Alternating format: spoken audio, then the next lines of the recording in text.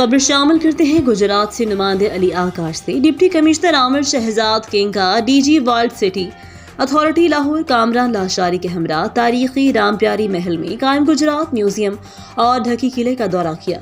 मुख्तलिफ गैलरीज का दौरा किया और वहां रखी गई नवारदात का मुआयना किया। Assistant commissioner Gujrat Ehsan Mumtaz, tourism adviser Mubeenur Rehman और म्यूजियम स्टाफ ने उन्हें ब्रीफिंग दी। डिप्टी कमिश्नर आमिर शहजाद किंग ने कहा कि म्यूजियम किसी भी मुल्क की तारीख और सकाफत को उजागर करने का बेहतरीन जरिया होता है। इसी मकसद को मद्देनजर रखते हुए रामप्यारी महल की तारीखी इमारत में गुजरात म्यूजियम का क़याम अमल में लाया गया, जिसमें गुजरात की तहजीब के साथ गंधारा तहजीब, वादी सिंध, बुद्धमत तहजीब के साथ साथ मुसलमान और सिख अदवार की अक्कासी की गई है।